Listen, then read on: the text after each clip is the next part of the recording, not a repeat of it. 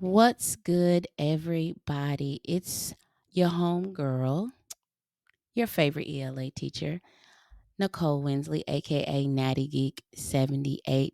You know, I'm all about helping you embrace your inner geek. And here at Naturally Geeking Out, we like to elevate, educate, engage, and empower. And today we are completely geeking out about creating research source cards for any essay topic. And I have a easy to use, applicable Google Slide template that lets you create digital research source cards that only has about 5 steps. So let's go through this quickly. So hopefully you have the research source cards template copied and saved in your own Google Drive. I have the link in the description box. I also have the link in another place that you can access. You just have to ask me to get it. No problem. So hopefully you have that pulled up. I'd watch the demonstration before you practice on your own stuff. But let's go ahead and get into it. So the first thing I want to do is I want to go over the different parts of the source card. So of course we have the source type. Is it a website? Is it a film? It is a journal article? Is it a news article? Is it a book? Is it a periodical? Whatever source type it is, you just put that source type right there. If it's a book or an actual magazine article, then you want to go ahead and put the page number. Typically nowadays, most news articles and magazine articles we're getting from the magazine's website. So a lot of them are not going to have page numbers. However, if you have a book, you want to include the page number. This source number right here is going to automatically populate whenever you have add a new slide, which I'll show you how to do at the end. Source author, put the source author. If you can't find a source author, especially if you're using a web page, you might want to um, employ the CRAP test for that as far as the authority and accuracy. But if not, if it's a website, then just put the name of the website as the author. Source title, that's pretty much self-explanatory. The container is what I want to talk about.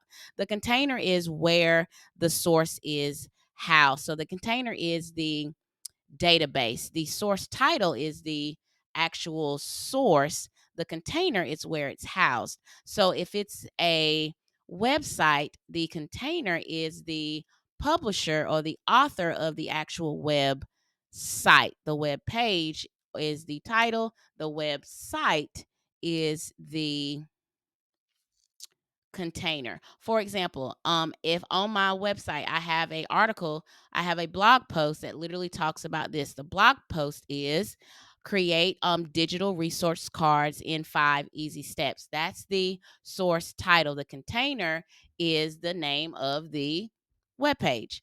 So hopefully that helps you with containers. I have another video that talks about MLA and citing sources that goes into what a container is specifically. I'll link that in the description box below as well. The next part of the source card is the CRAP test. We know that CRAP stands for currency, relevance, authority, accuracy, and purpose. You want to have done a CRAP test before you did that, and then place a red X for each letter of the CRAP test the source passes. To do that, simple thing that you can do, you're going to go here in the Google Slides, hit shape. You want to scroll down to equations, and then you just want to drag the shape to create it and then fill it with red.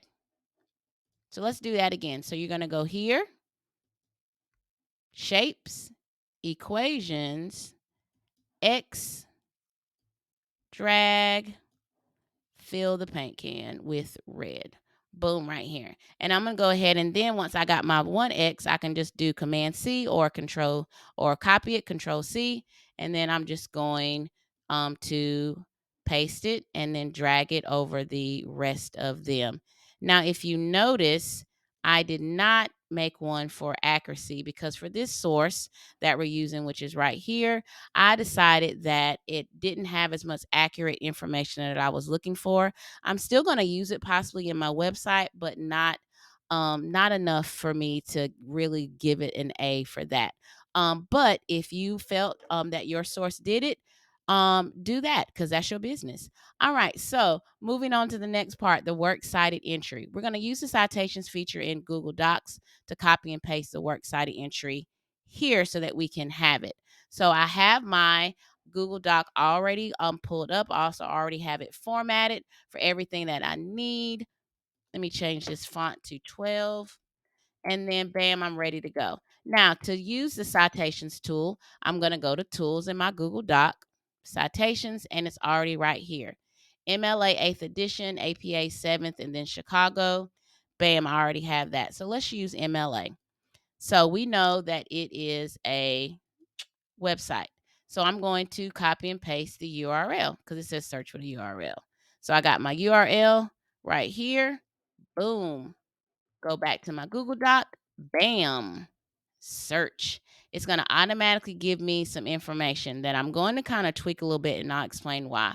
Once you got that done, you're just going to hit continue, and bam, it's got the author, Madison, and it's got the title, 5 Tips to Successful Social Media Marketing. But if you notice, it has what I would say the website title in the actual title. I'm going to delete that because I feel that's not the actual title. So whereas Boston University is the actual website, this particular um, organization is housed under, I'm still going to put Boston University, but now I'm going to give the proper name for where I really got the source, which is the PR Lab Student Staffed Public Relations Agency. Publisher is not needed. URL, everything else pre-populated when I put in the URL. So I just hit add citation source and then bam, it gives me this. Now, ideally, I would go, if I have all of my sources done, then I would just go back through the process and do my next citation. But this is just for tutorial purposes. So I want to go here and hit insert works cited, and then bam, it gives me the source. I'm going to then copy and paste this source and then Control Shift V or Command Shift V. And then bam, it automatically gives me the works cited entry. The last part of this is, why is this source useful? Just state why it's useful in about no more than 3 sentences. And you want to, when you're answering this question, consider where it could fall and help you in your outline. That's why we did the outline before we started finding the sources. I plan on using the source in my introduction paragraphs, as well as a body paragraph on social media branding strategies. Bam. So bam, there it is right there. And then I can simply go to my next source card. And then this is the card also completed. So this is the card fully completed with the website, the author, source title, and container. And then, but notice that it says 2 because it's the second slide in the rotation. And then to create a new slide, I just simply go here to the plus, bam, and it automatically has the new source card completely blank that I can then fill out. All right, so that's pretty much how it goes.